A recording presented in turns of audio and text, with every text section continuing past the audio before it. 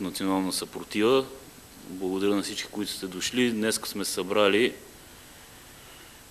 като причина издигането на нашия съратник Николай Йовев за евродепутат. Преди да започна, искам само две уточнения да направим, които сега през седмица станаха. Първото е, че малко се престарават властимащите с опитите им тук да ни респектират. На влизане на пресконференцията имаше една патрулка жандармерия, джип и долу ни джобиха при качване на тази пресконференция. Според мен е малко излишно, но от друга страна това е радващо, че казионните партии на статуквото, управляващите, ги е страх от нас. Това е един комплимент. Второто, за което искам да кажа, е, в последните седмици името на Националистическа партия на България беше замесено от лицето Симеон Костадинов, че изпраща хора в Украйна. Няма такова нещо.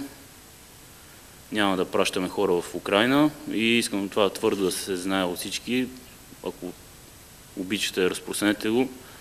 Симеон Костадинов вече не е един от говорителите на партията. Предприети са мерки, централното ръководство на партията се събрало и е взело решение за неговото изключване, което ще стане след като получим регистрация от съда. Сега по същество. Ние сме против Европейския съюз в този му вид. Сегашният Европейски съюз е пагубен за държавите в него. Тази организация се е превърнала в тирания на малцинството над мнозинството. Идеите, които лансира, са крайно притеснителни. Нашия народ никога няма да приеме педерастията, педофилията и кръвосмешението като нещо нормално. Не само няма да приеме за нормално, но не е далеч и времето, когато подобни извършения ще бъдат забранени. Недопустимо е желанието на Европейския съюз да смени етнически и расов облик на европейските народи. Ние твърдо сме против налагането на мултикултурата като основен принцип. Не ни харесва и прекалено раздутата европейска администрация, която гълта не малка част от европейския бюджет. Както и заложените навсякъде консултантски услуги, които не са нищо друго, освен една легална спекулация. Но това, което най-много ни дразни, е унищожаването на българска икономика и производство чрез зависимост от субсидии и внос. До сега в Европарламента нашите представители приемаха готови директиви, пагубни за народа ни, които от своя страна биваха приемани от правителството. Тази практика на чуждопоклонничеството трябва да спре. Нашия принцип е България за българите, целокупна и суверенна. И по този принцип ще се водим. Издигаме нашия съратник Николай Йовев за кандидат, защото смятаме, че ще се справи с задачата да предупреждава народа ни какво са ни приготвили от Европейския съюз, както и да се бори срещу вредните за България европейски директиви. Защо смятаме, че ще се справи? Смятаме се справи поради качеството, които притежава. За да се справиш, ще трябва две неща. Първото е постоянство, второто е смелост. Както знаете, Николай Йовев лежеше в ареста без съд, без присъда година и половина, което го прави, мисля, че в новото време първия политически затворник. Беше там само заради убежденията си и въпреки всичко, и въпреки това, че лежа година и половина в арест в ужасни условия, още на втори ден след като излезна, ни се обади и се включи наново в националната борба и кауза. Това означава, че в него национализма е пуснал здраво корени и ние вярваме, че ще може да свърши тази работа, за която е призван. Тоест да представлява българския народ в едно място, което, за съжаление, само се плетат козни срещу него. И така. Давам думата на Ивайло Колев.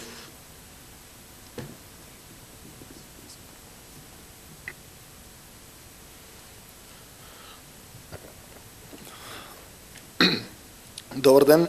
Ивайло Колев, представител на Кръв и чест България. Идеята за обединена Европа чрез един съюз между европейските държави, който им дава право на свободно придвижване и търговия, е много добра. В днешно време е доста различна от първоначалния замисъл. Страната ни влезе в Европейския съюз само защото искахме да сме част от него. Може би за престиж. Никаква информационна кампания не беше проведена сред гражданите, или ако имаше такава, то тя беше доста заблуждаваща. Имаше много хора, които преди присъединяването ни към Съюза смятаха, че заплатите ни ще се изравнят с западноевропейските. Факт е обаче, че само цените ни се изравниха, а народът ни обедня още повече. Чуждестранни инвеститори се стимулират да развият бизнеса си у нас за сметка на българските, повечето от които фалират след наместа на външните гиганти. Десетки ограничения бяха и продължават да бъдат налагани на българските земеделци и животновъди. Имигрантите от Азия и Африка заляха страната ни. България е най-бедната държава в Европа, а храни и пои най-много бежанци. В същото време не обръщаме никакво внимание на нашите сънародници извън днешните предели на родината.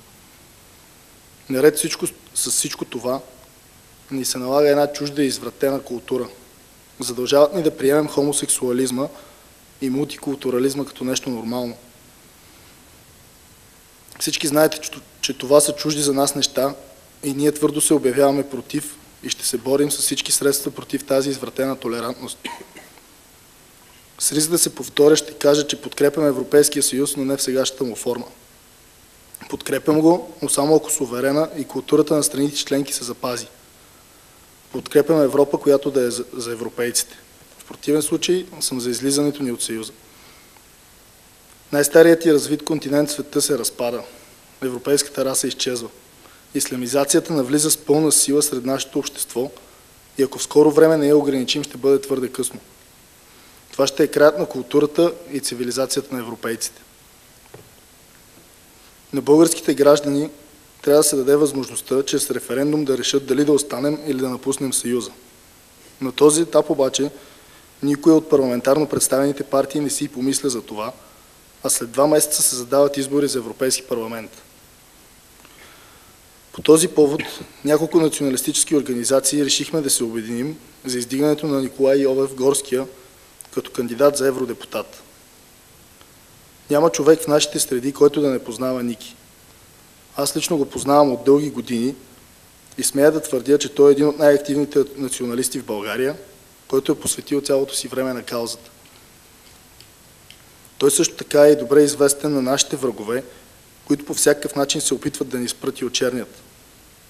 Преди малко повече от година Николай Йовев беше арестуван и държан зад решетките, без да му бъде повдигнато обвинение.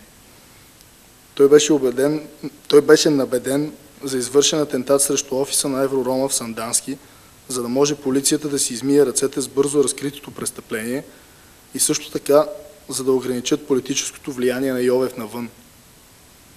Всичките им опити обаче да го откажат от борбата и да го пречупят се оказаха напразни, защото той е един уравновесен националист. Националист по убеждения, които са дълбоко в неговите сърце и душа.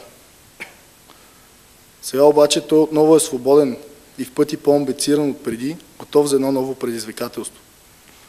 С чувство на отговорност и дълг към отечеството, той е устремен към Европарламента, за да представя и защитава българските национални интереси. И въпреки опитите на враговете ни да го опетнят, той остава чист с една единствена вина – любовта си към отечеството.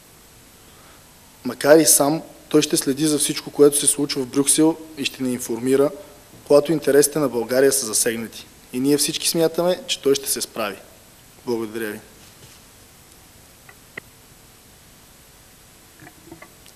Добър ден, казвам се Антуан Тонев и съм представител от Централното ръководство на Националистическа партия на България. Събрали сме се тук по един прекрасен повод да издигнем наш независим кандидат за евродепутат в лицето на Николай Йовев. Млад мъж, за който вярваме, че единствен може да отстоява българския национален интерес в едно гнездо на змии и всякакви други твари, опитващи се всякак да съсипят българската държава и не само българската. Знаете, Европейския съюз е подел неистова инициатива за справянето с всеки инакомислещ.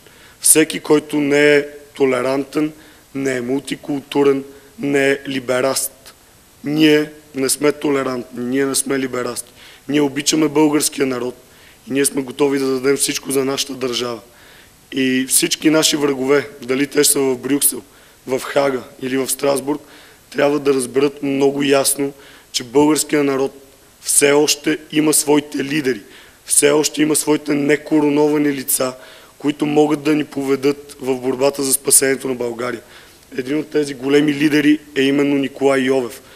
Мъж с желязна воля, мъж, който може да отиде сам в Брюксел и да се опита да направи всичко възможно за спирането на геноцида над българския народ, а и над всички други малки народи в Европейския съюз, чието права по никакъв начин не са защитавани от големите акули. Много добре знаете какво се случва в момента в Унгария. Там, макар да има едно, не в Унгария, точно в Унгария искам да кажа, защото макар да има едно затъмнение, сякаш информационно, там правителството на Виктор Орбан действа изключително активно и постига големи успехи по простата причина, че не се съобразява с измислените директиви на Европейския съюз. Нещо подобно може да се случи без никакъв проблем и в България.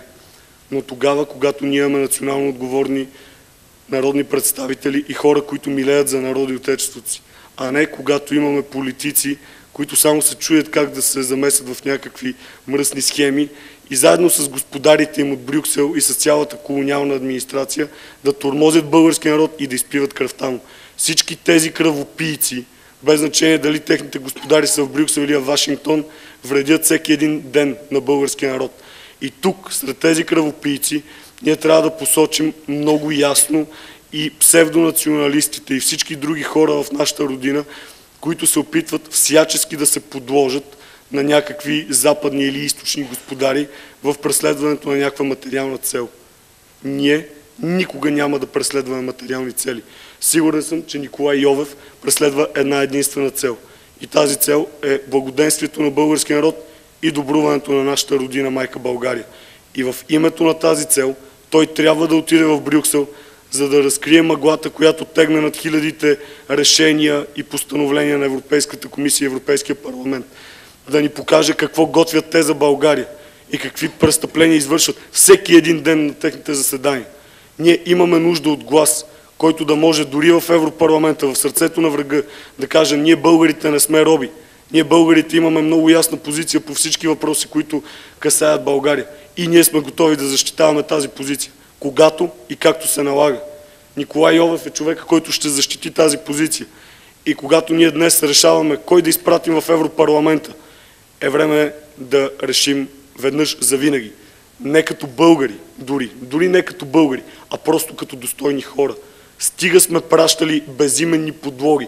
Стига сме пращали хора, чието имена дори не знаем, само защото са издигнати от една или друга столетна, десетолетна или трилетна партия. Стига сме пращали турски мекерета и български псевдонационалисти. Нека веднъж да изпратим един млад, амбициозен и достоен човек, който да защити българската кауза по възможно най-добрия начин. Нека да гласуваме за истинският български патриот и националист Николай Йовев. И това е единственото, което ние можем да направим като достойни хора, защото алтернативата е пълната ислямизация, както споменаха и останалите, и промяната на нашата култура. Алтернативата, в крайна сметка, дали след 50 или 100 години, но в средносрочна и дългосрочна перспектива, е крахът на българския народ и на българската държава. Затова нека да направим заедно първа крачка, която е изключително необходима, издигайки Николай Йовев за независим кандидат за Европейския парламент и борейки се за неговото избиране.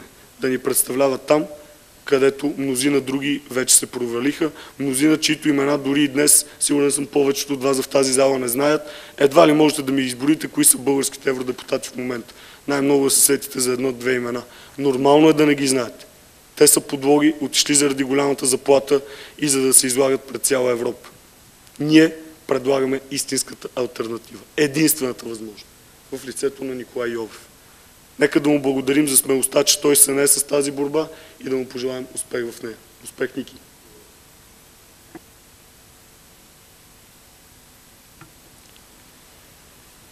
Идеята ми за влизането в Европарламента, парламент, когато всички ние не харесваме в този вид, е, че е крайно време някой да започне да отстоява български интерес.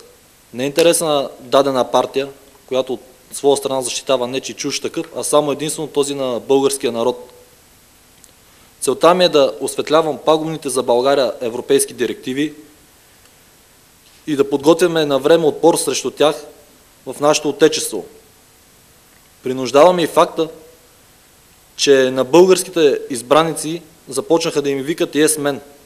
Наричат ги така, защото приемат всичко излязло оттам и се престарават в изпълнението му в България. Също така и това, че никой в страната ни не знае какво точно се гласува в Европарламента, а още по-малко как точно гласуват тези, които народа е изпратил там. С една дума, няма прозрачност. Обществото ни не предполага, че техните избраници подкрепят всякакви предложения, свързани с разпространението на хомосексуални и транссексуални пропаганди, които вече са се загнезнили в българските училища. Малко са хората, които знаят, че избраниците от ГЕРБ, ДПС, БСП, НДСВ и Синята коалиция участват в изготвянето на стратегия, която цели да даде повече права на въпросните хомосексуални субекти, което неминуемо ще доведе до тяхното, освен пропагандиране по улиците чрез гей паради, до техните искания относно това да се узакони гей връзката в българското общество и осиновяването на деца, чрез които да могат да си задоволяват техните извратени фантазии. На всичко това трябва да сложим край. Този край може да бъде сложен само от хора, които са готови с зъби и ногти да се борят срещу това. България трябва да започне да отстоява своето право и суверенитет. 69 години български подлоги изпълняват чужди решения и цели. Време е да кажем стоп. Време е да започнем да се бориме за нас българите. Нашия лозунг е България за българите, целокупна и суверенна. Надявам се все повече хора да припознаят в тези думи своите виждания и да ми гласуват доверие, защото от тези думи ще се ръководят моите действия в Европарламента. Благодаря. Значи, ако има въпроси, готови сме да отговаряме.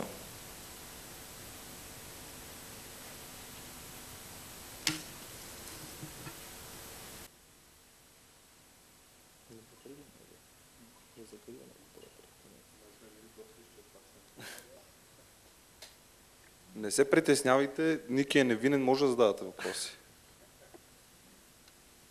Искам да кажа нещо. Първо, поздравления на Ники. Аз се казвам Елена Веташка и изпитвам голямо уважение към това момче, на което Сдружението на футболните привърженици, на което съм председател, се опитваше близо година и половина да помогне, за да разбере обществото истината, че един напълно невинен човек беше подложен на чудовищна политическа репресия. Първо искам да кажа, че нашата организация няма все още така гласувана обща позиция, но аз лично като гражданин го подкрепям. Ще се включа в инициативния комитет за събиране на подписи. Вярвам в неговата абсолютна почтенност и патриотизъм и мисля лично аз да дам моя глас за един човек, на който вярвам, вместо на хора, които нищо не направиха досега, или пък хора, които ще се яват пред българските избиратели с милиони левове, незнайно откраднати откъде. Затова вярвам, че гласа на обикновените хора в най-високите върхове на европейската политика може да се чуе само чрез естествени лидери от избрани от самите хора. Хора, които са се преборили с нещо в живота, хора, които са имали трудности и въпреки всичко са запазили своите разбирания. Затова Поздравявам го и каквото мога като човек ще му помагам в тази кампания.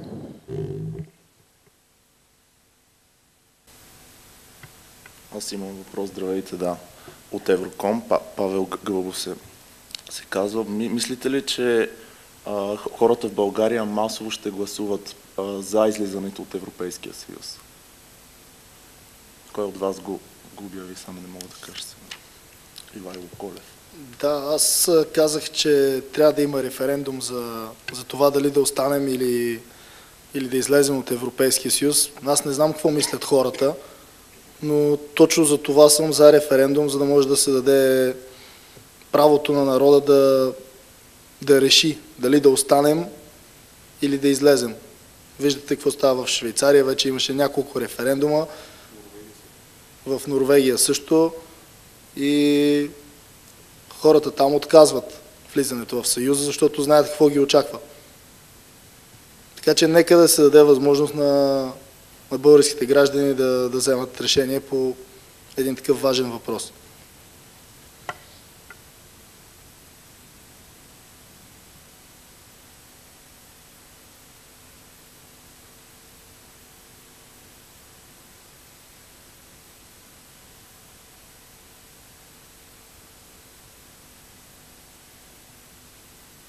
И ако няма други въпроси, да обявим пресконференцията за приключена.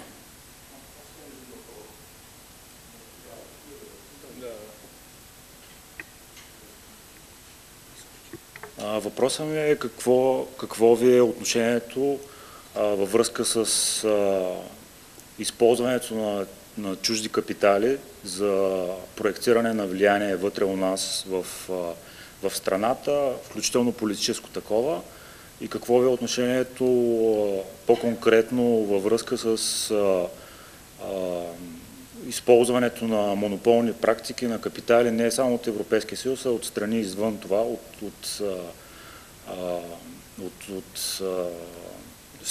независимо от къде произлизат тези капитали, за да бъдат прокарвани някакви тясно държавни интереси, по-конкретно, и какъв механизъм бихте използвали, за да вие, освен публичното си присъствие, за да се противопоставяте, ако смятате, че това е нередно? И по-конкретно такива, които вредят на икономиката ни и водят до изчезването на множество български бизнеси, които са стартирани от българи и които изхранват български семейства. Пожелавам ви успехи в кампанията също така. Здравейте. Свързвам въпроса. Ако имате някаква позиция по това споразумение трансатлантическо за сътрудничество, което се подготвя между САЩ и Европейския съюз, което е точно в тая връзка, ако сте запознати и имате някакъв коментар. Добър ден, казвам се Константин Капчин. Също подкрепям Николай Йовев. Аз съм председател на фен-клуба на Пирин Благоевград, атлетически клуб Пирин с подвижници на спорта, повече познат като Пирин СС. Нека отговоря на първия въпрос, свързан за чуждите капитали. Смея да твърда, че съм запознат, понеже съм завършил висше икономическо образование. Ние не сме против капиталите, нищо, че в самата ни идеология присъства думата национално. Това национално означава национализиране. Естествено, че трябва да се подкрепя личностната инициатива. Не искам да навлизам дълбоко в различни икономически теории, как това трябва да става, защото това не се чувствам достатъчно добър експерт в тази област. Но чуждите капитали, защото въпросът ви беше за тях, които в момента влизат в България, и печалбата, която генерират, а тя е огромна на фона на бедността на хората, не се използва за регенериране на нашата икономика. Не се използва за подобряване на жизнения стандарт на хората, не се използва за подобряване на инфраструктурата на градовете и селата. Не се използва в национален интерес. Много чужди фирми на юго-изток от нас, които са регистрирани, в момента действат в България и тяхната печалба в момента се използва от турското правителство, за да подкупва и за да финансира ислямизирането на свободна християнска България. За монополите, аз знам за какво ме питате вие, най-вероятно за лавка. В момента това е най-актуалната тема. Да, въпросът е принципен. Аз говоря за лавка, защото лавка в момента седи на логото на Пирин, Благоевград. Всички фенове на Пирин, или хайде не всички, повечето и моя фен клуб сме против тези гъби, които се появиха отровни в нашите градове, които взеха малкия бизнес на хора, които изхранваха семействата си, за да дават минимални заплати на работещите в тях. По същия начин, печалбата, която генерират, не се използва примерно за направата на нова улица в Благоевград, а се използва собственика да си купи новия джип на известна немска фирма, примерно. Ние сме за развиването на икономиката и частната инициатива, но не тази частна инициатива да е на много лица, а не на един определен. Явно ме разбрахте. Имаме доста кадърни млади момчета, както виждате тук няма човек над 30 години от нас, които са по-добри експерти от мен в тази област и това е въпрос, когато оформяме програмата си и стратегията си в тези дейности, които ще обсъдиме и те ще дадат своето мнение за справянето. Но ви уверявам, че ако ни се отдаде възможност, монополните гъби отровни ще бъдат отстранени. По такъв начин, че да няма и мицел след това, за да поникнат нови. Благодаря ви.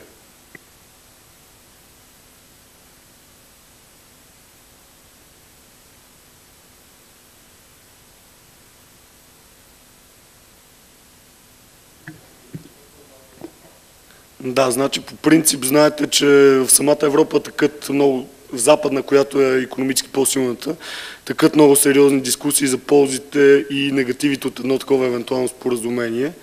Ако ме питате за нашата българската позиция, каква трябва да бъде, към този момент по-балансирана ми изглежда позицията да сме против. И ще ви кажа защо. Както колегата Капчин каза, ние не сме против инвестициите в България. Не. Ние обаче не желаем налагане на либертарианския модел на икономиката и не желаем корпорациите да определят българското бъдеще. Защото подписването на това споразумение в крайна сметка за малка икономика като нашата би довела точно до това либертариански модел и транснационални корпорации, които да определят нашето бъдеще. Каква е алтернативата според нас? Алтернативата, само ще взема за основа думите отново на колегата Капчин, е пълно ликвидиране на монополите, гарантиране на частната инициатива, но, забележете, много мощна регулаторна и контролна функция от страна на държавата. Стига вече с тия либертариански глупости, че единственото важно е печалбата. Не, има много по-важни неща от печалбата. И когато една икономика работи само с цел печалба, се получават 29-та, голямата депресия, и се получава това, което видяхме, те наречената световна икономическа криза от 2008. Когато работиш за печалбата, в крайна сметка горивото свършва и кризата започва. Другият модел, европейския модел, континенталният модел на икономиката, модел, който е реализиран успешно днес от Германия, е много по-добрият за нас и именно към такъв модел ние бихме се присъединили на драго сърце. И по тая причина, може би, това трансатлантическо споразумение на този етап изглежда като грешка. Повече са минусите, отколкото плюсовете за нас. Благодаря. С две думи да изразя позицията, нали, сбито. Не само микроикономическият субект трябва да има социална цел, освен печалба, ами и макроикономическите елементи също трябва да вземат своята социална функция в това общество, а не печелбарството. Това е много важно. В икономиката основата е това. печалба рамо до рамо с социалната функция на субектите. Извинявайте, към господин Йове, вие експерт по какво сте точно? В смисъл, с какво сте се занимавали? Не съм експерт в никаква област, занимавал съм се главно с публицистика и журналистика за различни интернет сайтове. Може да попитате господата от МВР, защо нямаше възможност да се обучава във висше учебно заведение.